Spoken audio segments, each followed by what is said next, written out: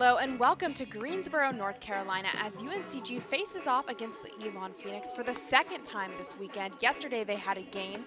They were run-ruled in that game. 11-1 was the final score, but they're back at it today. 2 games today, so UNCG is looking for a little bit of a revenge game. I'm Meg Sloggett, and I'll take you through the broadcast. Kelly Self is the other member of our team. So, Kelly, what are the keys to the game for UNCG?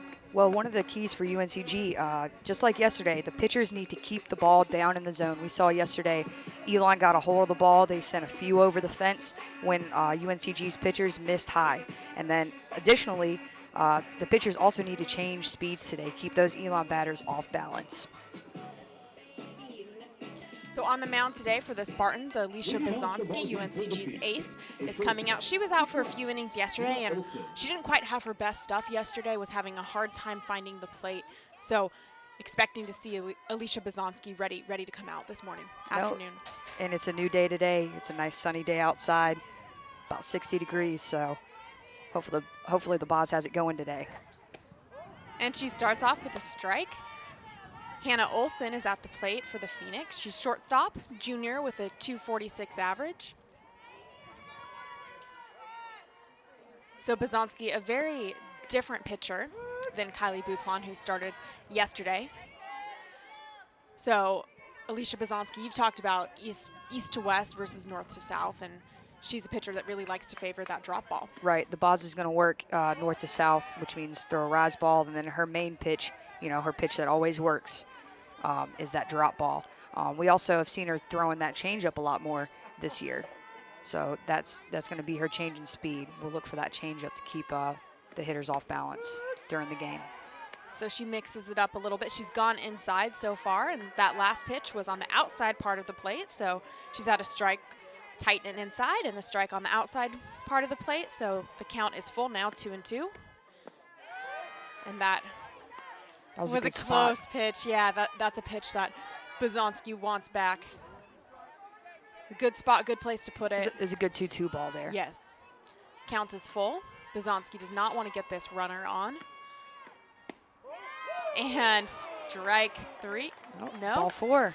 No, ball 4. So that was close. And that pitch was right in the river. We talk about the river all the time. The pitcher wants the umpire to call that ball a strike because she threw it in the river. It was a good spot, but looks like the umpire's not giving her that today. So the Boz will have to adjust to his strike zone. And it's not all that uncommon for umps to start with a tight zone and then slightly loosen it up as the game goes on. But yeah, those were, and little chopper to Cubbage, and Cubbage throws and is able to get Elena Hall out, but the runner advances. So Hannah Olson on second, Elena Hall out on that little chopper ground ball, taken care of by Gabby Cubbage. And you can see that now batting, the center fielder. That little chopper, it's slow, so Cubbage is in a hurry, has to throw it on the run, and she gets it there in time. And so the Spartans have one out with Hannah Olson in scoring position and Kara Schutt trying to score her. And on that last play, Gabby did a great job of reading the batter's hands. You hear softball players say that a lot. Read the hands, read the hands. The batter went ahead and showed that she was going to try to bunt. Gabby started charging, fielded the ball, got her at first base, even though Hall is a pretty quick runner out of the box there. So Kara Schutt is the center fielder, and she takes a hack, and that is going into left field and easily taken care of by Gontram, foul territory, and the runner advances. Gontram throws her, and she gets her on the tag. What a spectacular defensive play from Gontram.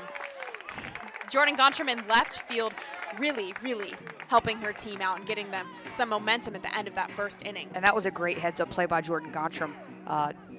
There was a runner on second. She caught the ball, made the play right at the fence, threw it to third.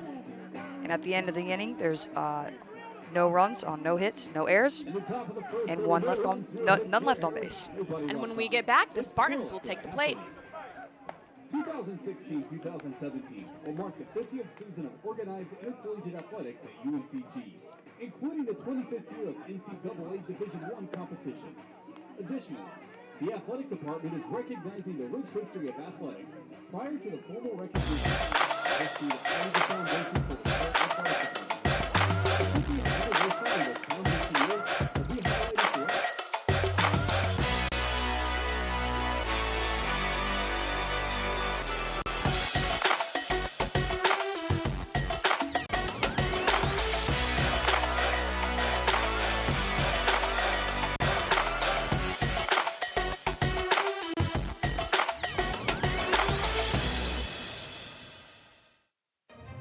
These are the student athletes. This is where they train. These are their homes. This is where they become Rhodes Scholars and academic All-Americans. These are the athletes they've always admired. This is where champions are crowned and moments are made. This is the Southern Conference. Welcome back to UNCG Stadium. Jasmine Palmer up to bat for UNCG. She will lead off. She has one strike on the count. After her is Alexis Overdeep and then Gabrielle Cubbage. And today we see that Coach Brenneman has switched her batting order up a little bit. McClaskey is typically in that number 2 spot. McClaskey's had a little bit of trouble over the past couple of games, so Coach Brenneman, chose to move her down in the lineup, probably thinking, hey, she's going to be able to see the Jasmine batters. Palmer jacks that ball, and it is long gone. Home run for Jasmine Palmer. It did not take her long to find that pitch, and she sent it right over into left center field. And that might actually have something to do with the pitcher on the mound. Jazz Palmer played travel ball with her growing up, so Jazz Palmer probably knows what she's throwing. That certainly is an advantage, but that pitch was left up a little bit, and Jazz Palmer knew exactly what to do with it. What a great way for the Spartans to start out. They aren't playing remotely scared, and from the way things went down yesterday, you can tell that Coach Brenneman talked to them and told them to come out fighting. Now, typically, this team doesn't get run ruled. You usually see it on the other end. You usually see UNCG run ruling other teams. And I would say that they probably got a chip on their shoulder from getting run ruled yesterday. So they're going to come out and they're going to be aggressive and try to get some runs on the board. Maybe try to run rule Elon in this first game out. And Alexis Overdeep takes the first pitch, a ball very outside and very low on the left-handed slapper.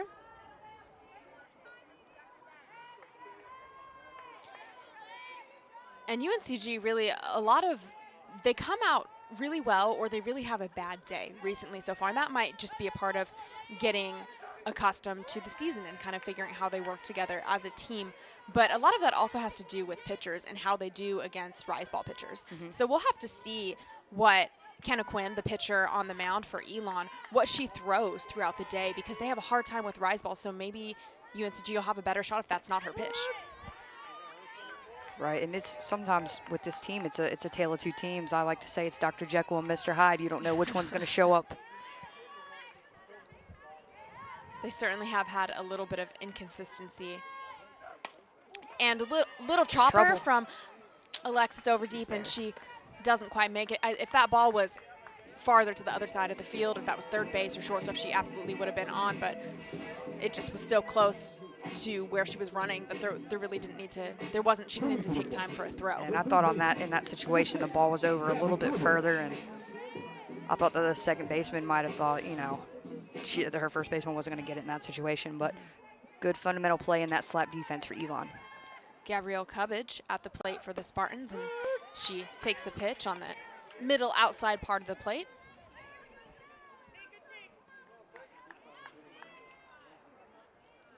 Kenna Quinn, the right-handed pitcher for Elon, is a freshman with a .257 ERA.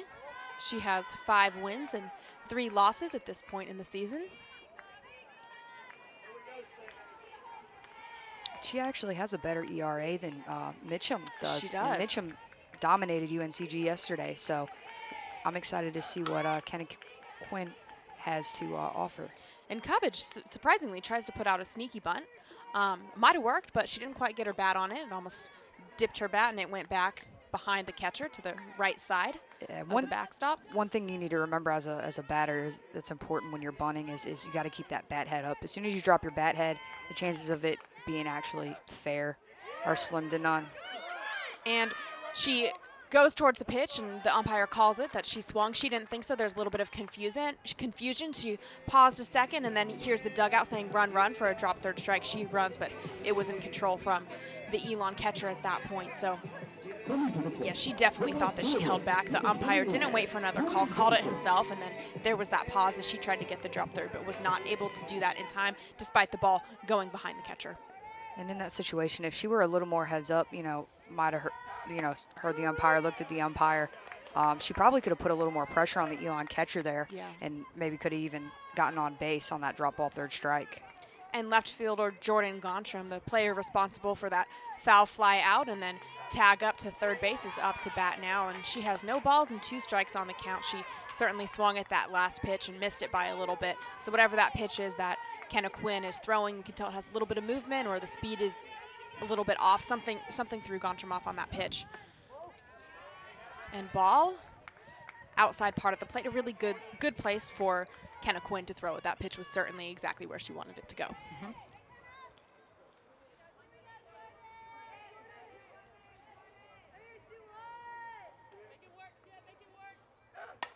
And inside part of the plate to the shortstop, Gontram runs, and she is thrown out. Right to the shortstop. She really didn't have to move on that play, so really that's a routine out. Yeah, it looks like Jordan got a little handcuffed on that swing. At the end of the inning for UNCG, there's 1 run on 1 hit, no errors, none left on base. We'll be back after the break. Association wants to remind all students and alumni in the stands that this is what is for. Keep up on alumni news, events, and programs at UNCGalumni.com. And follow us on Facebook, Twitter, and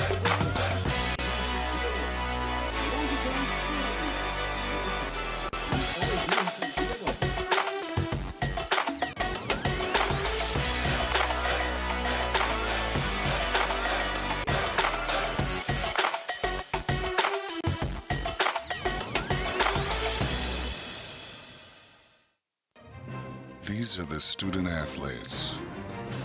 This is where they train. These are their homes. This is where they become Rhodes Scholars and academic All-Americans. These are the athletes they've always admired. This is where champions are crowned and moments are made. This is the Southern Conference. Top of the 2nd inning today and at UNCG, and Elon is in their 4-5-6 part of the lineup, so we're going to see Carrie Million, that slugger for Elon. We know that she has a dangerous bat. Saw it yesterday. Right, she doubled her home runs in 1 game yesterday. She has 4 home runs on the season now. Coming in yesterday, she only had 2. She took 2 yard yesterday. Pitcher's worst nightmare. And it looks like Boz missed again on the inside corner there. Might have just been a little low because it looked like the ball's over the plate from out here. It did look over. She's just got to get the umpire zone figured out here. Ball outside part of the plate. That one wasn't really close. The first one, I think, was. And that's just Boz changing her locations there. Carrie Million, a senior with a .417 average, so she is not one to throw a pitch over the plate to. Sneaky bunt, but she misses, and that's a strike on her. That's a good thought from Million there. UNC's defense is playing back right now. She's trying to catch them on their heels. You know, any way to get on base, you know, it's a base hit down in the book, yeah, no matter how you get on. And I think that if she would have laid it down, she would have been safe because they're expecting her to slug it. Yeah, the corners were really slow off of that, so they need to make sure they read the hands just like Gabrielle Cubbage did on that previous play with the slapper. She read the hands really, really well. So if she tries it again, the corners need to be on it. 3 balls, 1 strike, fouled off by Million, and that pitch dropped a lot. So I think if that would have continued to drop, that would have been called a ball, but started high enough in the zone that it fooled Million. Yeah, Million was just protecting the plate there, looked like to me. That might be her pitch to swing at, is that low and in. She did take 2 over the left field fence yesterday, so. Full count and strikeout from Bazanski on the outside part of the plate. So that's a note to remember. And we saw this yesterday with Carrie Million. Keep it on the outside of the plate because the most she can do with that so far that we've seen is foul it off. And that time she didn't even get a piece of it. And that was a common theme throughout the lineup for Elon, actually, is you know, whenever the Spartans were hitting that outside corner, the Spartan pitchers hit the outside corner, they were successful. They're keeping the ball away from Elon, but when the pitchers threw it inside, it seemed that Elon got a hold of it and hit it really, really sharply, and sometimes they hit it over the fence. Bazanski starts again with that inside strike that she is so familiar with.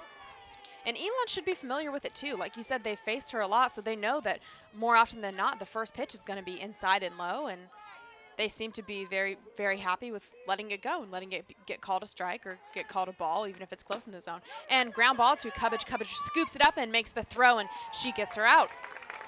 2 outs for the Spartans, 2 quick outs. Nice job by Alicia Bazonsky and Gabrielle Cubbage. The first out was a strikeout, and the second a ground ball to Cubbage, who was quickly able to scoop that up and get the throw into Tori Wright. And Boz is doing a great job trying to get ahead of the Elon batters here. She's working quickly. She's also getting them out with less pitches than, you know, Bupont or her had yesterday. It seemed that they were very long at bats. Elon was fouling off a lot of balls yesterday. And that's important for Boz because as of now, she's pitched 99 innings on the year already, wow. counting the last inning. And Kristen Hoover, the right fielder for Elon, takes a strike on the inside part of the plate and then takes a ball very low, almost hits the ground on that one. So Bazonsky has the count at 1-1. 2 balls, 1 strike. Kristen Hoover is a junior with a .258 average. Bazonsky looking for the 3rd out of the inning. And nice pitch, pretty on the outside part of the plate. That could get fouled off. Maybe a hard shot at best to Tori Wright. But not much more than that. My mistake, that was Erica Serafini, not Kristen Hoover. Kelly Self helping me out in that instance. So Serafini out on the ground ball. And what happened in this? Boz gets out of the inning quickly. No hits, no runs, no errors, none left on base. Great job for the Spartans. When we get back, they'll have another chance with the bats. Human beings can be hungry anytime they please. Maybe you messed up and didn't eat enough lunch. Perhaps dinner is very far away. It doesn't matter. Come to Arby's and solve your hunger problems with dollar sliders, cookies, small-sized fries, drinks, and shakes, each for $1 from 2 to 5 p.m., not a.m. Arby's, we have the meat. Hi, I'm Barbara Corcoran. To sell your home on time for the most money, you need a sharp agent with a marketing strategy that creates the most demand. Bottom line, you need a partner willing to put their own money on the line for you. In Greensboro and Winston-Salem, it would be Jason Bramblett. He attracts hundreds of buyers and creates so much demand that Jason can guarantee if your home doesn't sell at a price and deadline you agree to, he will buy it. Partner with the agent I trust. Go online or call and get your home sold. Emily Aquavivas starting off the bottom of the 2nd inning for the UNCG Spartans. 1 strike on the count, and she takes that one right up to the middle, but easily taken care of by Quinn. That looked like an off-speed pitch right there, so we do know that Quinn does have an off-speed pitch. Looked like a changeup to me. Tori Wright, the first baseman, up to bat for the Spartans. So Aquaviva certainly got the center of the ball on that pitch, but she didn't really get much speed on it, and that a lot of that can be attributed to that off-speed pitch that you called. Right, and we just saw it again to a leadoff pitch to Tori Wright as a changeup. And that's good thinking on the Elon pitching staff. You know, as a batter, you're not really thinking, hey, I'm going to step in this box and the first pitch is going to be a strike as a changeup. You know, you don't usually expect that as a batter. So 1 ball, 2 strikes. Tori Wright looking to protect the plate, and Quinn looking to change what Tori's looking at and throws that ball very outside. And it looks like they're trying to stay on that outside part of the plate. All 3 pitches have been out there to Tori Wright. And pretty much the same pitch as the last one. So now the count is even at 2-2. And one big thing with lefty hitters is, you know, you do want to stay on the outside part of that plate because a lefty gets a hold of that inside pitch, and especially with Tori Wright, she can take it yard. She's got the power to do it. Off speed, a little too high and a little too outside for the umpire's liking. Tori's worked to a 3-2 count here after getting down 0-2. And Tori takes a hack and third baseman who makes that routine throw. So another out for Elon. Tori Wright heads back to the dugout. And for her next at bat, she needs to take note that they stayed outside the entire time to her. So she might need to make a little adjustment in the box. She can step up toward the plate a little more so she can get a little more of her bat on the ball. It looks like her being a senior, they've got the scouting report on Tori Wright. They do. And Stephanie Boyd now, the designated player, jacks a shot that just hits off the shortstop's glove and bounces scooped up by left field. And so Stephanie Boyd, the DP, certainly makes her mark with one pitch and a base hit already for the Spartans. That was a great jumping on the first pitch that she saw. Looks like it stayed kind of fat, and it stayed kind of flat at the same time. Great piece of hitting by Boyd there. She's a freshman, but she was ready to go. And that's the pitch. That's the best pitch you're going to get in an at-bat every time. It looks like Quinn's doing a good job about getting ahead of the batters here. Yeah. So McClaskey, you mentioned her spot in the lineup changed a little bit, where she was hitting second for a while, and now she's in the 8 spot. Yeah, and Coach Brenneman might just be thinking, hey, I'm going to let Rachel see a few more pitches. I'm going to let her learn from the batters in front of her. She's struggling to hit the ball just a little bit, but hopefully this change in the lineup will help her out and boost her batting average up a little bit. And McClaskey fouls off a ball on the outside part of the plate. So 1 ball, 2 strikes. McClaskey looking to get a single and advance Boyd so that they can up the one run advantage that they have it in the bottom of the second. And outside part of the plate, McClaskey takes a little bit, and third base kind of tries to make a play. I mean, I think that if she would have gotten a better read on that, she could have gotten it. She almost didn't know where the fence was. But and I think she felt that fence creeping up on her. She got a little scared there. Well, and she was doing one of those things that your coaches gets mad at you for, where you run with your glove out instead of running and then putting your glove out, and that slows you down. And that's what she was doing. If she would have had that glove tucked in and ran first, she would have been able to make that play. Mm-hmm. And Rachel's hanging. She's fouling off a bunch of pitches. She's waiting for her pitch. Going to see if she can put something out on the green here. Move runners into scoring position. 1 ball, 2 strikes, 2 outs, bottom of the second. McClaskey takes the ball in the outside part of the plate, pretty close. Little high, maybe? A little high, yeah.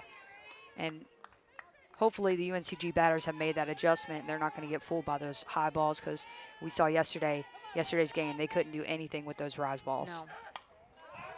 No. And fouls it off in the outside part of the plate. She is definitely making Quinn go through this at-bat, and frustrating for a pitcher to throw that many strikes and still see the same batter up there. And that's great for McClaskey because, like we talked about, she is struggling a little bit at the plate, but she's seen a lot of pitches this at-bat. Quinn does have that off-speed, so we might see it here. And gets a piece of that, and it goes right to right field. And if she would have gotten just a little more on that or brought it a little bit up, maybe the wind could have caught it a little bit, and that would have gone over the fence. But it wasn't quite there. So an out, even though a nice shot from Rachel McClaskey. Right, and that was that changeup that she saw. So that's a hard ball to take out of the park. She put it in the gap, but it just stayed up a little bit. For UNCG, no runs, 1 hit, no errors, and 1 left on base for the inning. Top of the third when we get back. Hey, Spartans.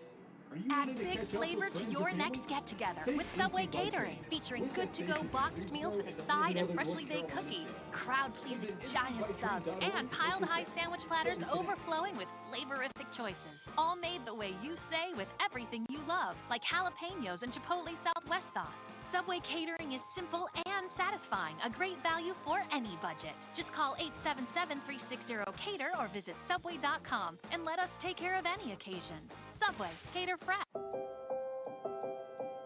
Some of the changes I've seen myself since I've been here at UNCG is just, I've been really challenged. I've been really encouraged to come out of my comfort zone. As a professor, what I feel is most important is to find that passion. You have this dream of doing something bigger for the world, but you don't know how to get there. This is a place where you go to figure it out.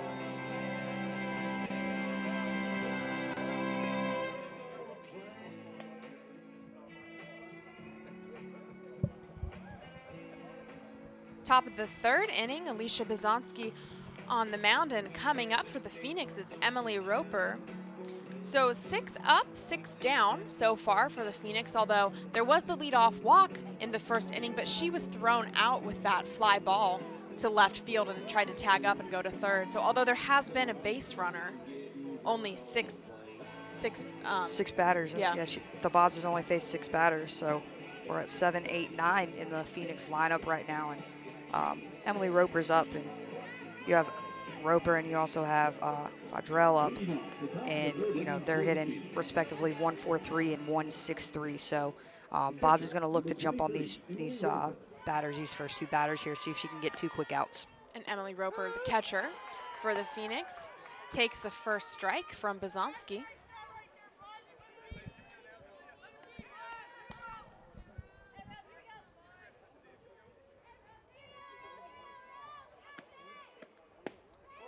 Roper takes that one. Looks like she might have wanted to throw her hands, but didn't go for it. And good choice on her part, as that was a ball low and inside.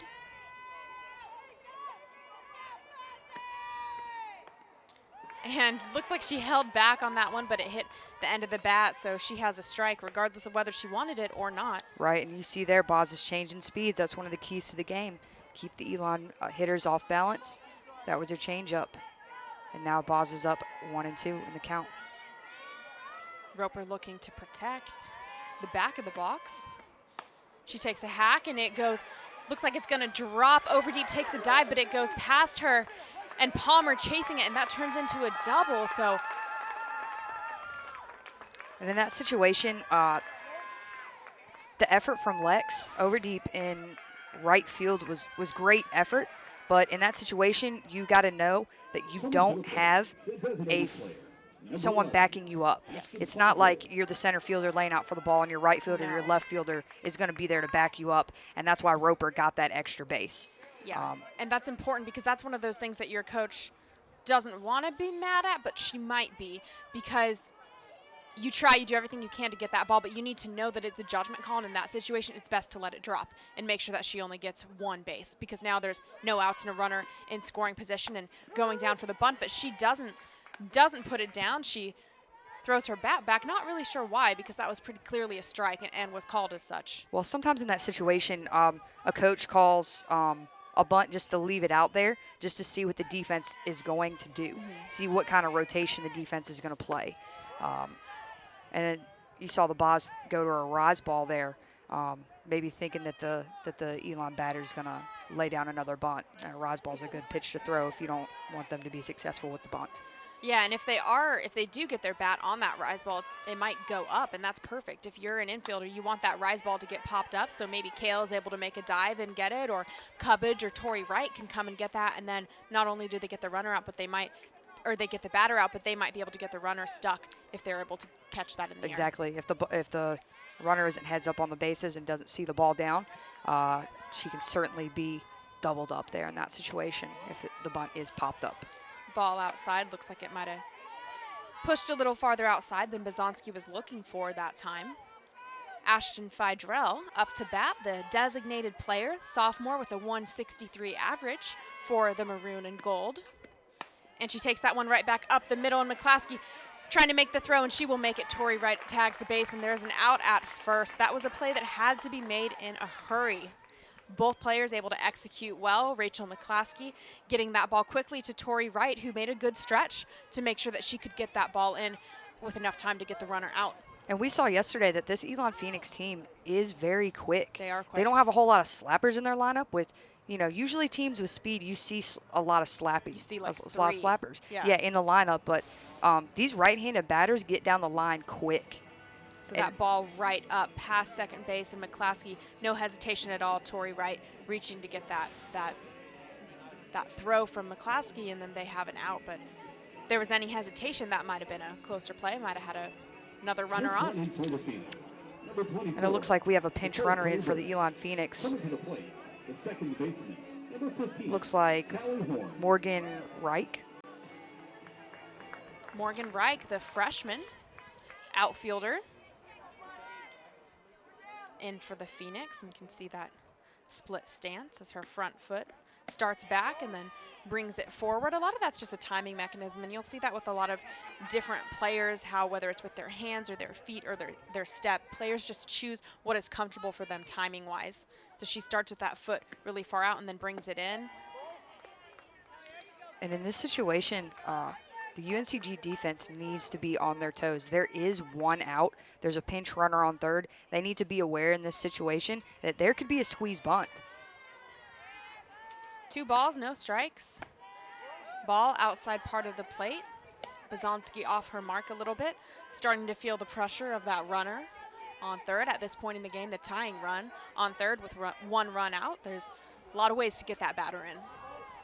Yeah, the Phoenix are just looking to manufacture a run and make it a 1-1 ball game. And hard foul ball.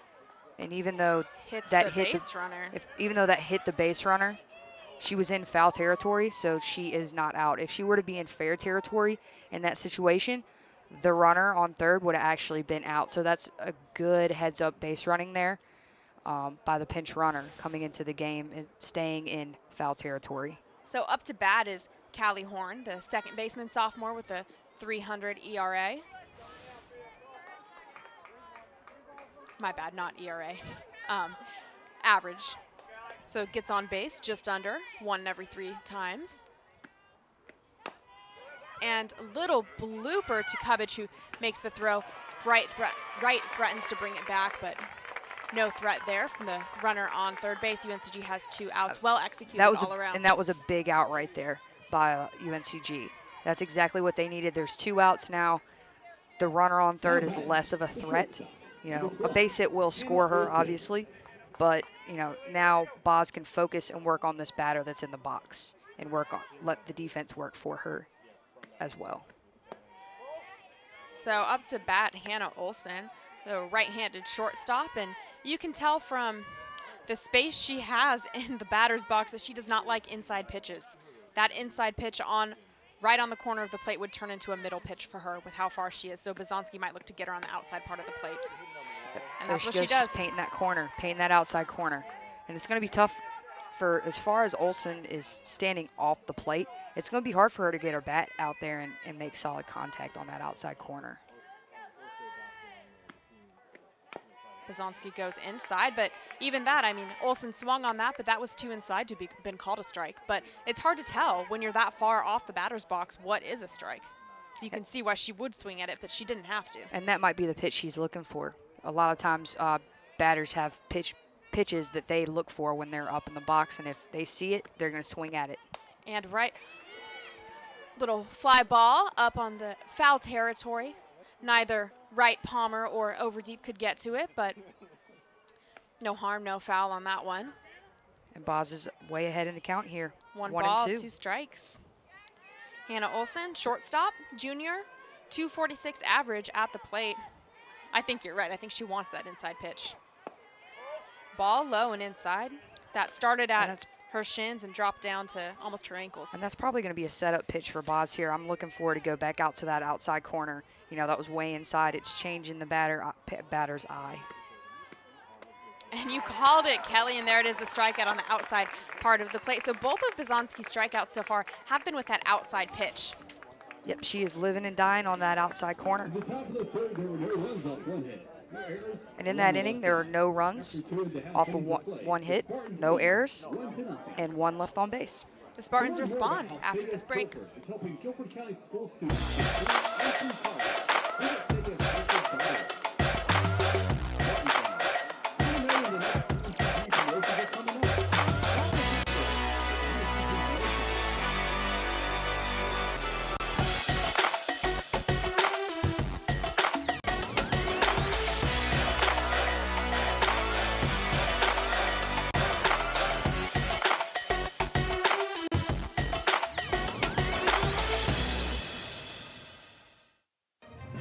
These are the student athletes.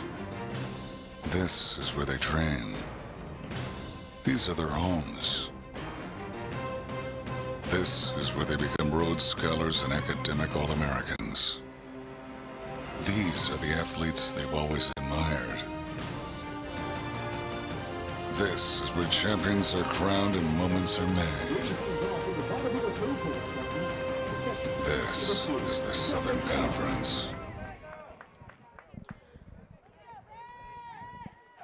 The Spartans back up to bat, and Rebecca Kale hits one and goes right to the right fielder, and that play looked very similar to me to what happened for Elon, and when they hit that one and Alexis Overdeep dove for that play, that was exactly what that right fielder should have done. It was a good hit from Kale, but she knew that she had to keep it in front of her, so got the scoop up and just handed her the single. Right, and Hoover read the ball off the bat there. She knew she didn't have the speed to get to it, so she let it fall in front of her. Didn't give up that extra base like UNCG did in the previous half inning. So one pitch, one runner on first base, a single from Rebecca Kale, and now UNCG is back at the top of the lineup. She lets a high pitch go. Catcher threatens to throw it down to Kale, but Kale really wasn't far enough to warrant a throw back. So you know that Kenna Quinn is going to be remembering that home run that Jasmine Palmer just ripped over the left center line. Right, and I wouldn't be surprised if Jazz lays down a bunt here. You called it, and throw back to Kale, but it's overthrown, and Kale will go to second, and she's going to have to she makes the play. I thought it might have been closer than it was, but she easily makes that. So Elon is aggressive in trying to make sure that Kale doesn't get too big of a lead, but catcher overthrows it, and right fielder wasn't quite there in time for the backup. And we saw there on the bases, even though Becca is a catcher, for a catcher, she has very good speed. And she actually made that play happen. She made that error happen. She was taking a hard lead off the bag, and the catcher was like, "Hey, I think I can get her." Maybe she might know she's the catcher. She doesn't think she has a whole lot of speed. It is kind of out of the ordinary for a catcher to have as much speed as Becca Kale does, and the catcher airmailed it over into right field, and Becca Kale took that extra base. It is, and generally, if you were going to guess on what players might have the least speed on the team, you'd probably go catcher and then pitcher. Mm-hmm. So, I mean, if you're going to take odds, that wasn't a bad time for Elon to try that, but they just happen to be wrong in this situation. Now, right here in a 2-0 count, Jazz might be looking to bunt again, but she could be swinging away. I think that Coach Brenneman probably took that bunt off since there is a runner in scoring position. Jazz did hit that home run earlier in the inning, so she seems to be seeing the ball very well today. Base hit will score Becca Kale. Anything in the green scores Becca Kale. 3 balls, no strikes. Ball, a little bit too low for the umpire's liking, and Palmer takes first base. So now runners on first and second. Kale in scoring position. Force out on third, second, or first base. And that didn't necessarily hurt Quinn in that situation. No. First base was open. It actually sets up an easier play for the Phoenix.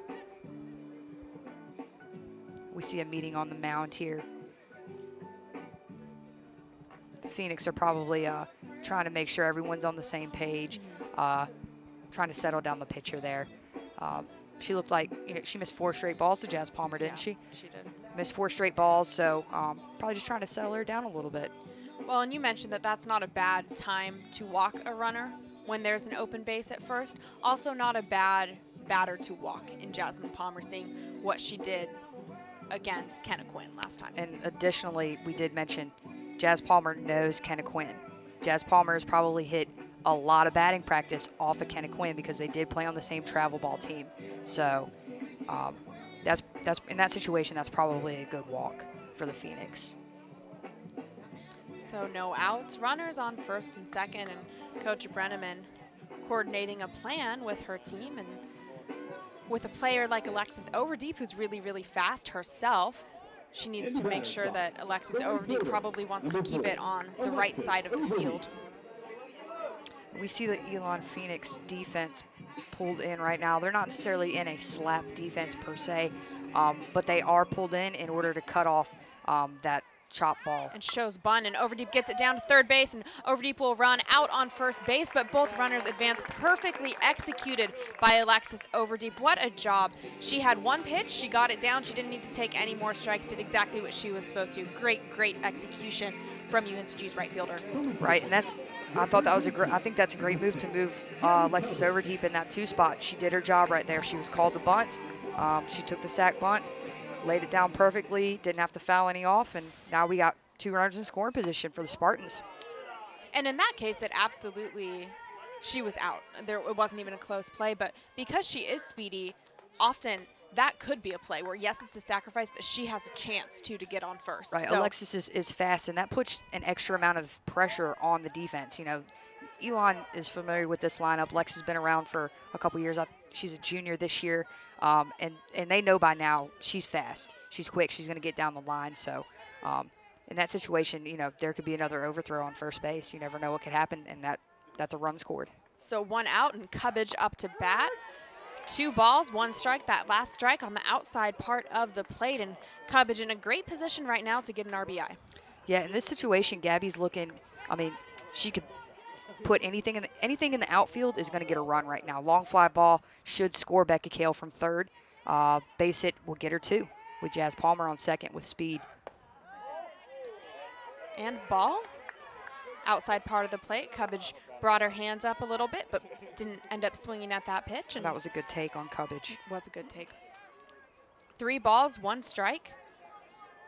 Quinn throwing a little more balls than she has so far, starting to feel the pressure. And that one is in the middle, and Cubbage brings it up, and it is foul to the first baseman who takes it. And there's going to be no attempt from Kale to go home and tag up on that. So that would have been all right if Cubbage had gotten more on it and it had gone deep into the outfield. But that type of situation, that's a tough hit. That's not a good place to put the ball. If you're gonna put the ball up in the air, you got to put it out in the outfield. I bet Cubbage wishes she had that pitch back. Yeah. Outside part of the plate, and she just dipped her bat a little bit, and it goes up, and not much power, and up, and first base is able to make that play. Good defense. Jordan, looks like they're going to intentionally walk Jordan Gontram. That was supposed to be an intentional walk, and she completely missed. You saw the catcher stand up out of her stance, give the intentional walk sign to her pitcher, and the pitcher put it over the plate. Jordan Gontram put it in play. Wow. So it's interesting if the pitcher was rattled or just missed a sign. I think it was a little miscommunication. You know, by the time that the catcher had called the intentional walk sign, Quinn was already in her windup. So I think she just missed it there. A little miscommunication. They probably need to get on the same page in between innings here. In that inning, no runs, 1 hit, 1 error, and 2 left on base. And we'll be in the top of the 4th after this break.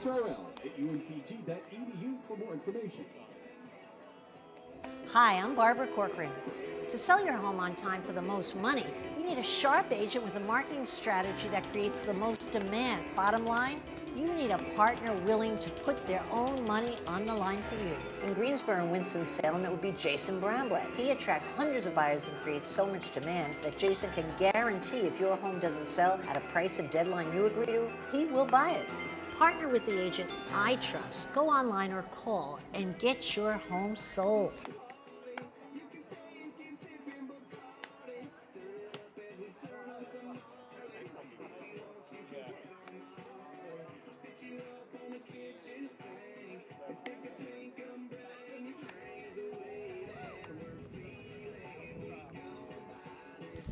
Top of the 4th for UNCG. Bazonsky on the mound, and we saw a little bit of an odd thing happen at the bottom of the 3rd.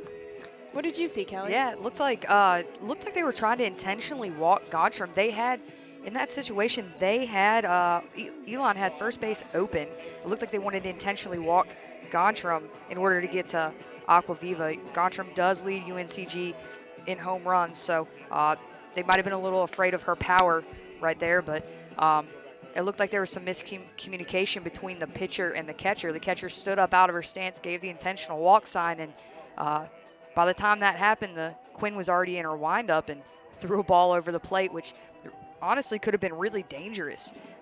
They're lucky that Gontram grounded out to shortstop in that situation, because if it were any higher off the ground, I think Gontram would have taken that yard, and it would be a 4-0 ball game. And not only that, they're lucky that Gontram hit it, because even if she had not swung at the ball, it would have gone past the catcher, who was expecting a ball standing up at her mask level. So that would have been the catcher that would was have been a standing run all too. the way in the left-handed batter's box. So they're lucky to get out of that situation unscathed. Starting off for the Phoenix, left fielder Elena Hall, senior with a .391 average. And she's quick. We saw her yesterday. We saw her speed, and we saw her bump for a base hit yesterday too. So UNCG defense needs to be ready for it. And right up the center, beautiful hit from Elena Hall. You see the dive from Jasmine Palmer, and great attempt from Palmer, but that was just a shot. That's a great piece of hitting by Hall. In that situation, that's exactly what she needed to do with the ball. Because Hall is a slap hitter, you can see Jazz Palmer's playing in. You know, that being such a sharp hit, there's no way she can make a play on that. And if she does make a play, it's a web gem, probably going on Sports Center top 10. And that was where we talked about left-handers and keeping the ball off the inside part of the plate. That was a ball that moved from the middle part of the plate to the inside, and it was taken care of easily by Elena Hall.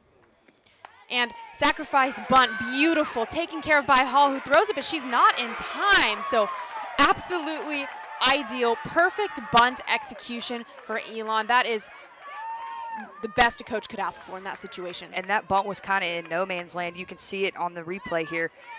And she did beat it out. So the umpire was great to be on top of that call at first base. Beautiful bunt, though. No man's land.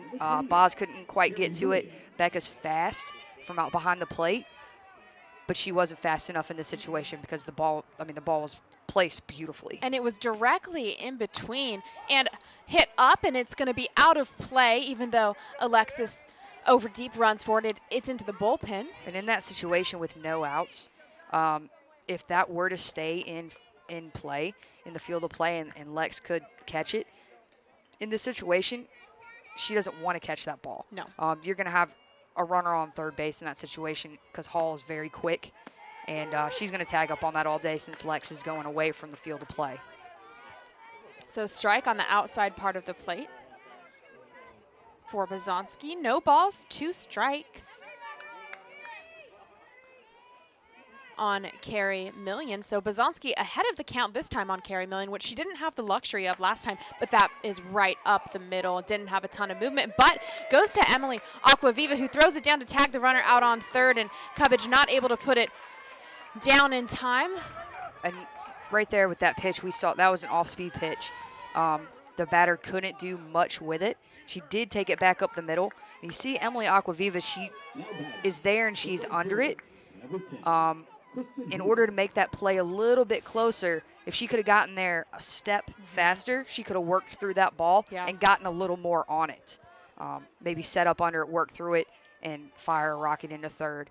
But, I mean, she did everything she could to get there. She got the sure out. Yeah, still great play. And up the middle, another one right to same place. Right to Aquaviva, same place, not quite as much on it, and she overthrows to Cubbage, and the ball goes dead into ball. The dugout. So that was 1-run scores, and that's good thinking on that play by Aquaviva, because she knew that there was no way she was getting that runner at home. So she was going for the runner at third.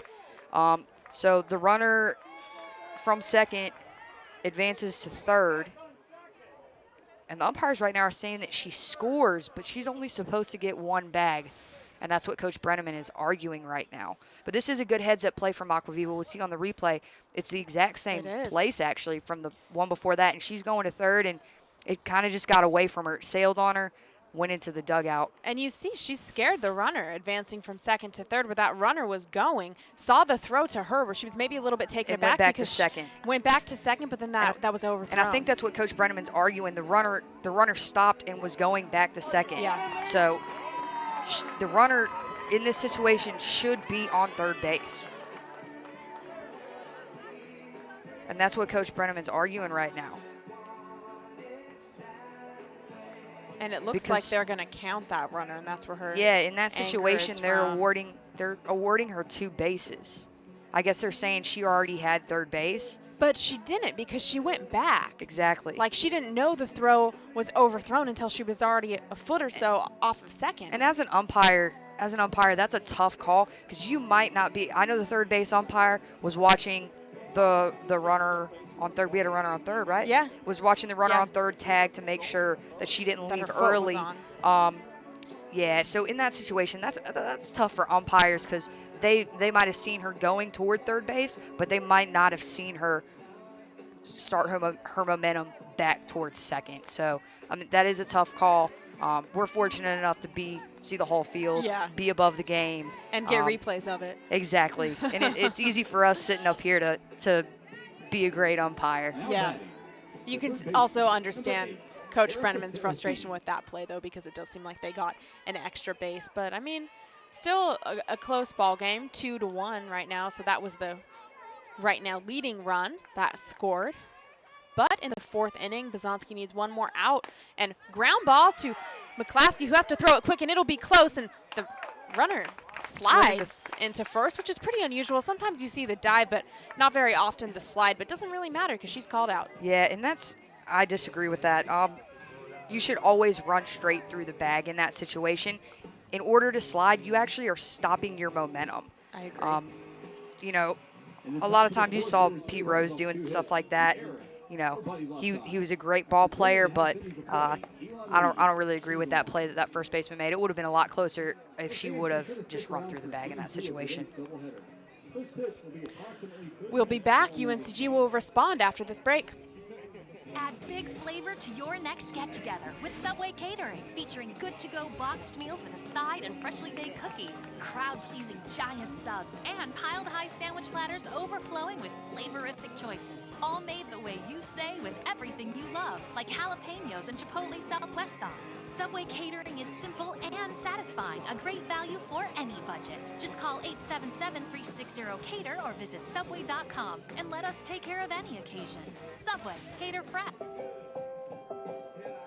Some of the changes I've seen myself since I've been here at UNCG is just, I've been really challenged. I've been really encouraged to come out of my comfort zone. As a professor, what I feel is most important is to find that passion. Do you have this dream of doing something bigger for the world, but you don't know how to get there? This is the place where you go to figure it out.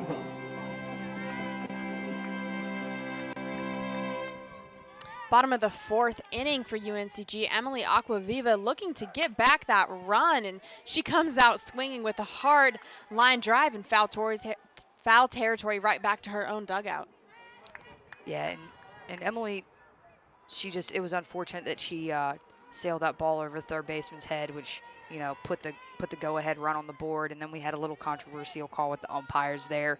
You know, the Spartans are going to argue that it should be a 1-1 ball game here. Hard ground ball up the middle. Shortstop has to go towards second base to get the throw in, but she does, despite Emily Aquaviva's speed, and shortstop having to move around a little bit. That is a out for Emily Aquaviva.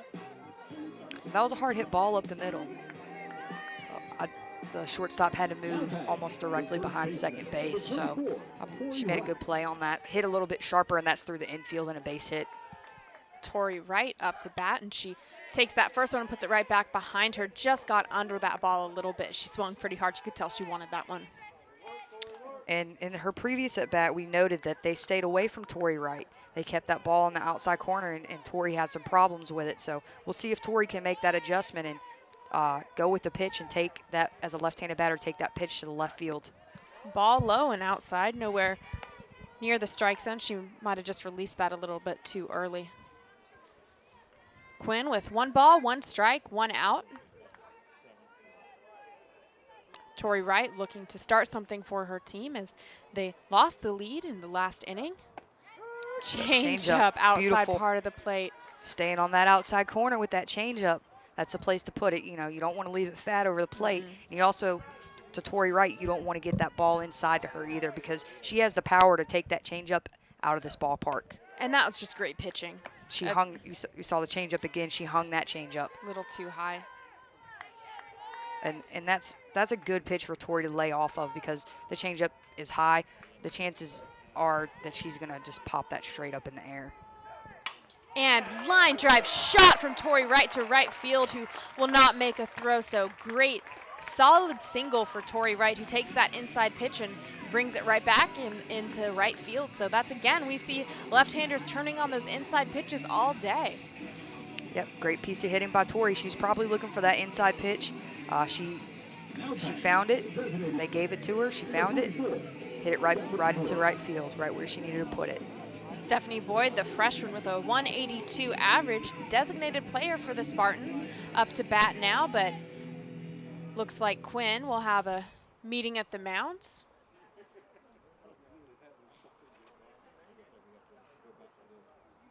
New pitcher. UNCG is going to be thrilled to see more of what they saw yesterday. with Mitchum on the mound. UNCG had such a tough time with Keandra Mitchum and her rise ball, so it looks like Elon decided they wanted to throw her early. We thought they might reserve her for the third game, but almost maybe now that they have the lead, they're like, let's make sure we can put this one in the books. And UNCG had such a hard time with Mitchum yesterday. This doesn't surprise me. This pitching change does not surprise me because UNCG has been hit Quinn hard all day, starting with Jazz Palmer. Jazz Palmer, first batter of the game, took her yard. We saw Tori right there, line shot into right field. So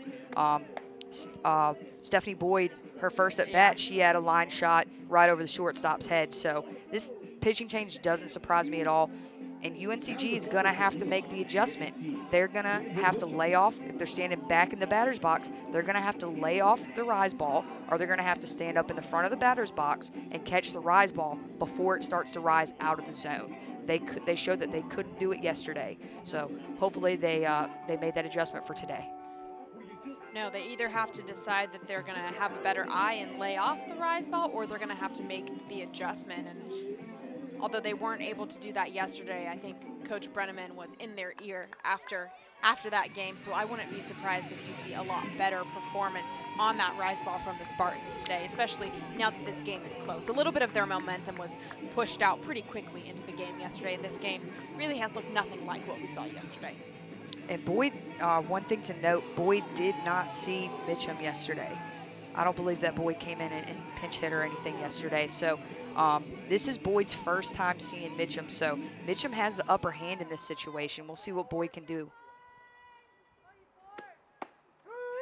Strike outside part of the plate, and Boyd in the back of the box, so she's looking to take longer to see Mitchum's pitches rather than cut them off before the worst of the movement hits her. And one thing I also noticed in yesterday's games, Mitchum's first pitch is always a strike. Yeah. Nine times out of 10, it's a strike, and that's the pitch that the UNCG batters need to start swinging at. A lot of batters go up with the mindset, hey, I'm going to take the first pitch, even if it is a strike. I'm going to take the first pitch just so I can see some pitches. Well, and a lot of times you want to do that to kind of wear the pitcher out, drain them mentally and physically. But Mitchum showed yesterday that she can pitch 7 innings and have a lot of those batters go to full counts, and that she's still going to do a great job. So not a pitcher that wears down quickly. She's ahead here. Look for the rise ball. There it is. And she throws it, but that one didn't even start in the zone. So maybe a little bit of a miss from Mitchum, but also Boyd being aware that that's what she's going to throw. That started at her neck and went over her head. But that's a good miss from Mitchum in that situation. Yeah. She just changed the eye level of Stephanie Boyd. Look for her to go low and outside now. Going inside. And she took a little off of it too. Strike 3, that pitch went down and in, and you're right, had a little bit less speed on it. Boyd goes back to the dugout. Looked like a drop curve to me. So from a left-handed pitcher, a drop curve will go in and low into a righty. Right-handed batter, yeah. And that's a deadly curve, a deadly pitch, whether it's coming from a right-handed or a left-handed batter, just because there's 2 different types of movement to watch out for. And now Rachel McClaskey's up. Rachel McClaskey struggled against Mitchum yesterday. She really struggled against that rise ball. She looks like she's standing almost her foot is on the line, the back line. And she gets a piece of that one. It's in left center field, and it will be caught. That was a good catch by the left fielder Hall there. Elena Hall having to run back quickly and then extend her arms, did a great job on that. If she had a little bit less of a read on that, then McClaskey would have had a long single. And in the bottom half of the inning, UNCG had no runs, 1 hit, no errors for Elon, and 1 runner left on base. Top of the 5th when we get back.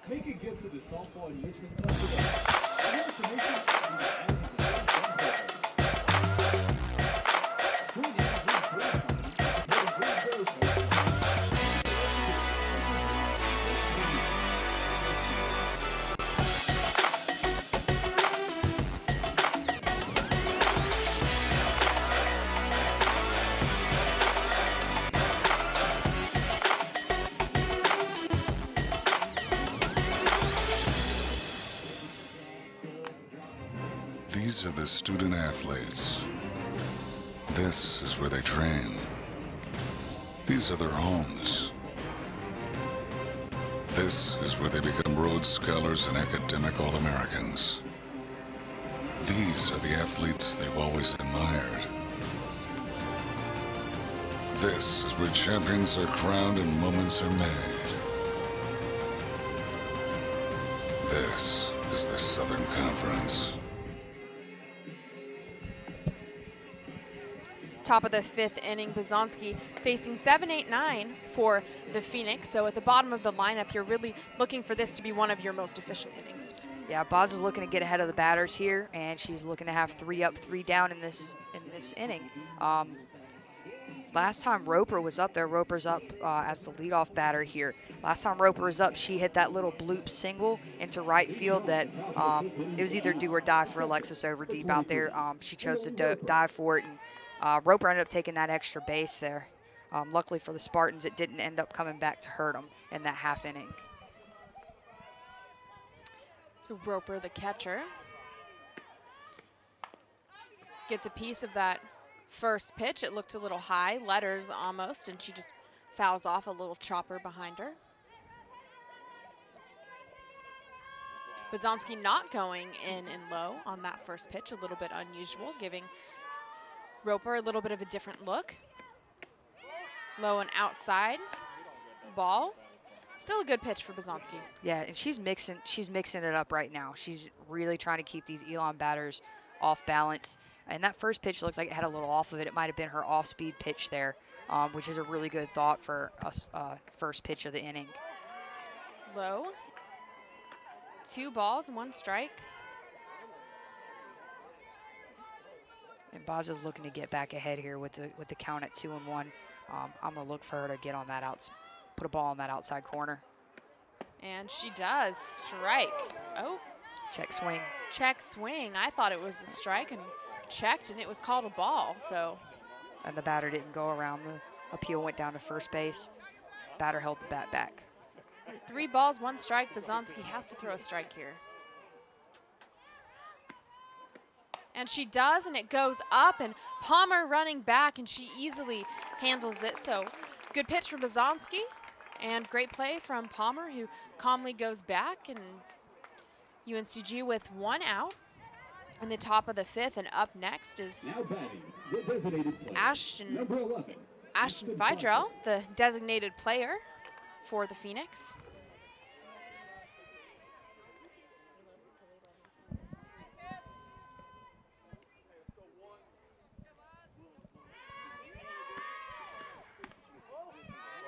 Ball to outside, but you see Bazanski mixing it up outside for the first pitch. Maybe as she's seeing batters in the lineup for going on the 3rd time pretty soon here, that she wants to change things. It's a great pitch. Like you said, she was out on the first pitch. She went right back into that low and inside pitch.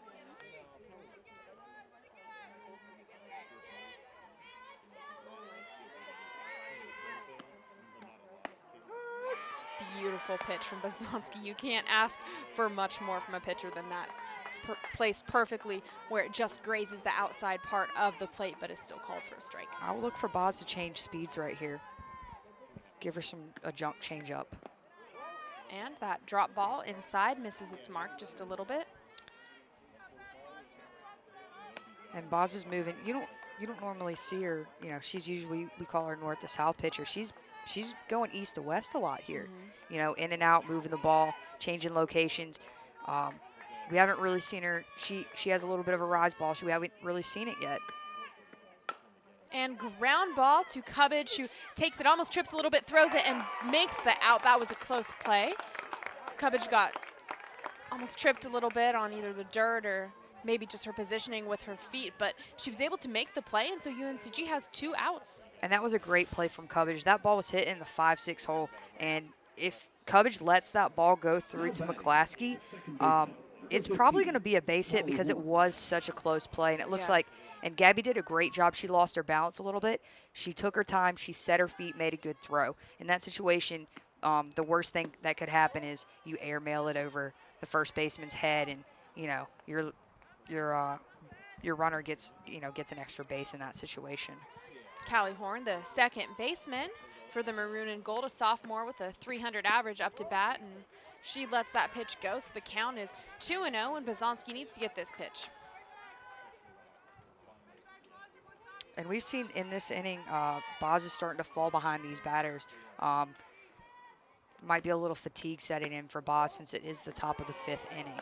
She has thrown a lot of innings on the season, and she threw last night. So we might see a little fatigue setting in with Boz.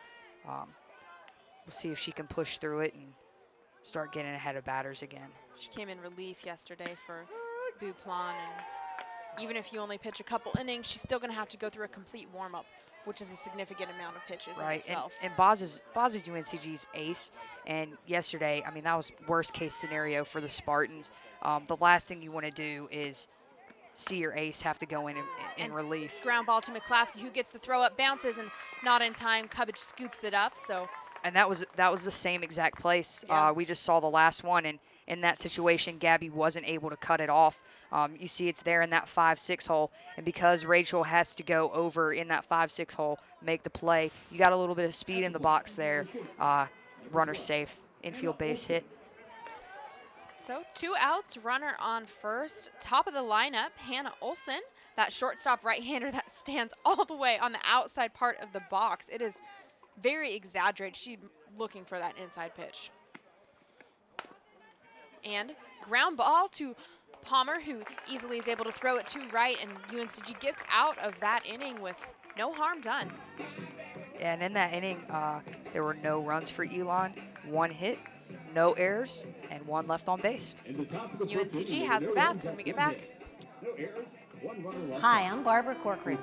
To sell your home on time for the most money, you need a sharp agent with a marketing strategy that creates the most demand. Bottom line, you need a partner willing to put their own money on the line for you. In Greensboro and Winston-Salem, it would be Jason Bramblett. He attracts hundreds of buyers and creates so much demand that Jason can guarantee if your home doesn't sell at a price and deadline you agree to, he will buy it. Partner with the agent I trust. Go online or call and get your home sold.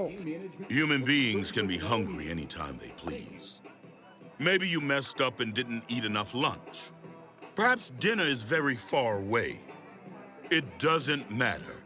Come to Arby's and solve your hunger problems with dollar sliders, cookies, small-sized fries, drinks, and shakes, each for $1 from 2 to 5 p.m., not a.m. Arby's, we have the meat. UNCG out on the field again in the bottom of the 5th inning. Kale up to bat, and against UNCG's favorite Elon pitcher, Mitchum, facing them for the latter half of this game. And we see a little adjustment from Kale right off the bat here. Kale's got her back foot right on the back line of the batter's box. And that's the adjustment you need to make if you are a batter. You know, you got to go to the back of the batter's box or the front of the batter's box if you're seeing a rise ball pitcher as dominant as Mitchum is. And we hadn't seen a single UNCG player go to the top of the box. So that wasn't an adjustment they made yesterday. So Kale making the adjustment in the back today. Since we haven't seen everyone through the lineup with Mitchum today, we'll see if any of them make a different adjustment. And it might just be a strategy thing. It might just be Coach Brenneman's philosophy to move her batters to the back of the box. Sometimes it's a personal preference for hitters, you know, and she leaves it up to the coach would leave it up to the hitters. But sometimes it's not. If it's a coach's philosophy and that's what they teach day in and day out, she might force all of her batters to move to the back of the batter's box. And strike, it looked like maybe that drop curve left from the lefty, Mitchum, going inside. And that's a tough pitch to hit. So good take, I would say, because she's not going to get a piece It was 2-0 there. And right up the middle, Kale drops right before second base, and she's going to have to run, and it's going to be safe, but what a close play. And Becca Kale knew that she didn't get a whole lot on that ball, so it was going to take a little bit longer to get to the shortstop there. She hustled down the line hard and beat out that infield single. And that was close play. Nice job. See her running hard Kale. right out of the box. Ooh, that was very close. Tie goes to the runner. Tie does go to the runner. So UNCG with no outs, leadoff runner Rebecca Kale on first, and now Jasmine Palmer up to bat, and she's also in the very back of the box. And we've actually seen Jazz Palmer. We've talked about her where she stands in the box, talking about standing in that river and hanging over the river there. She's actually backed off the plate a little bit in order to prevent from getting all those hit by pitches, which it is a good strategy to get hit by pitches, but she's getting a little banged up. I actually talked to her the other day, and she said, yeah, I'm going to start to back off the plate a little bit. Yeah. My body can't take much more. So a rare time when Mitchum is behind the count. That first pitch was on the ground. She missed it, so that in itself was rare. Not only that it wasn't a strike, but that it was very much not a strike. And that second one, too far in the outside part of the plate. So Mitchum battling back in a way we haven't seen much. And she gets that off speed right over the plate, really a little bit on the outside part. So now 2-1 count for Palmer. If I were UNCG in this situation, I would be looking to move that runner into scoring position and manufacture a run here. No outs, runner on first base. I know Mitchum is a rise ball pitcher, so it's not a great pitch to have to try to bunt. No. But in this situation, I would be bunting to move that runner over into scoring position.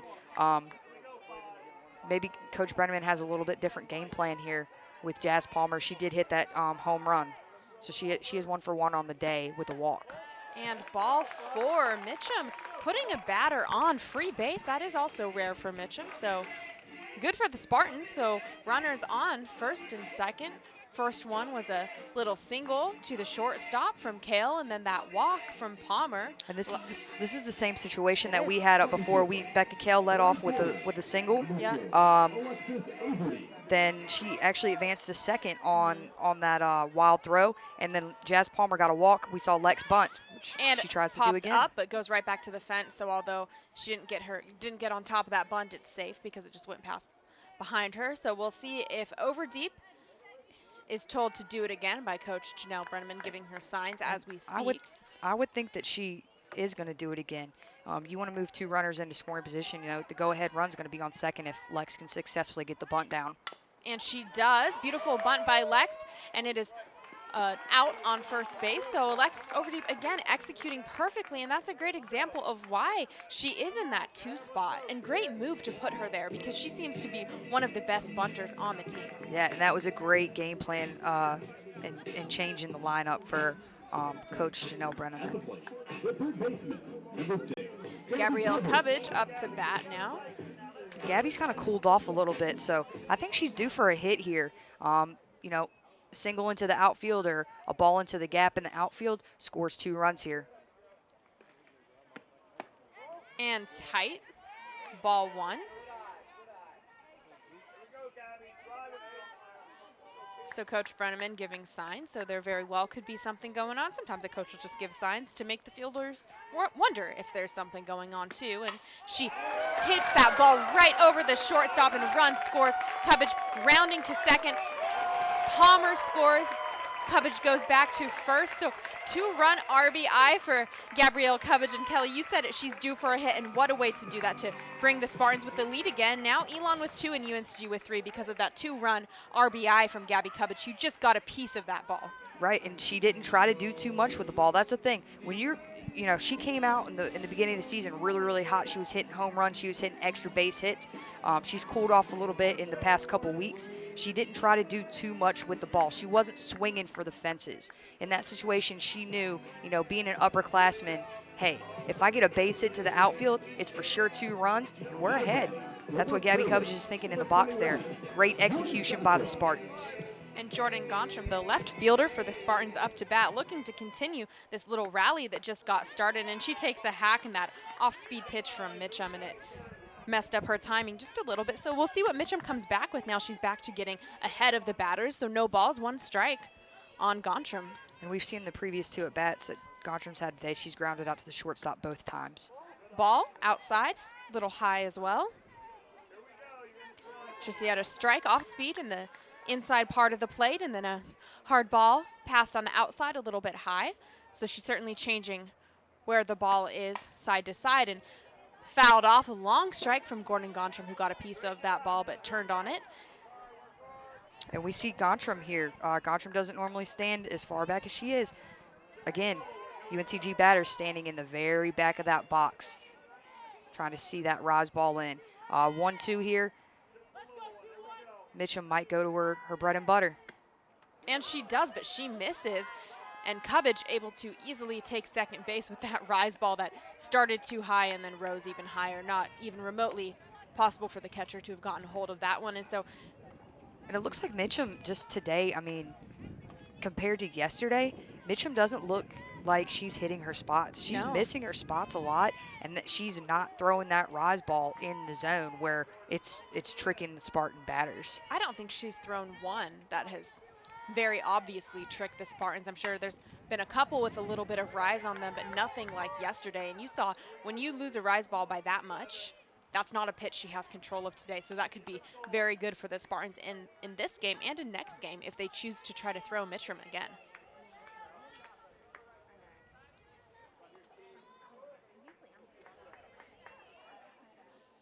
Two balls, two strikes. And outside part of the plate, strikeout from Gontram, who couldn't stay, couldn't wait and keep her hands outside of that pitch. That ball curved, and it was a tough pitch, great pitch from Mitchum. Yeah, we saw yesterday Mitchum spins the ball really well, and she's throwing probably mid-60s consistently. So that is a tough pitch to hit, and it's tough to go with that pitch. Emily Aquaviva up to bat for the Spartans. 2 outs, runner on second. Lets that first pitch ball, again, not seeing that often from Mitchum, but that's good news for the Spartans. So Emily Aquaviva has 1 ball, no strikes on the count. 2 outs and runner on second. And in this situation, Emily's going to look just to do the same thing Gabby did. Little base hit gets another run scored. And strike on the outside part of the plate. That was on the outside corner, but it was belly level, so that still might have been a pitch that Aquaviva could have gotten a good chunk of.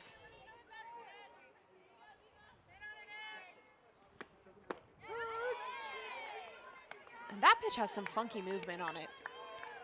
Yeah, that last strike. I think that's a drop ball that she's throwing. It looked like it tailed off there at the end. It did. And Aquaviva, hard ground ball to third base, who easily takes care of it. And a ground out will send the Spartans back out onto the field. So UNCG rallied this inning and got the lead. UNCG with 3, Elon with 2. Right, and in that half inning for the Spartans, 2 runs on 2 hits, no errors, and 1 left on base. We'll be back after this. Some of the changes I've seen myself since I've been here at UNCG is just, I've been really challenged. I've been really encouraged to come out of my comfort zone. As a professor, what I feel is most important is to find that passion. Do you have this dream of doing something bigger for the world, but you don't know how to get there? This is the place where you go to figure it out.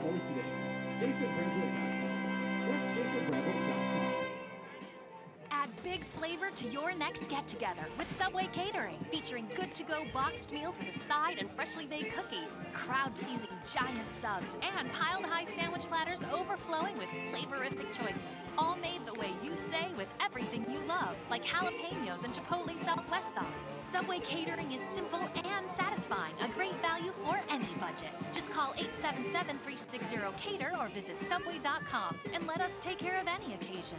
Subway, cater fresh.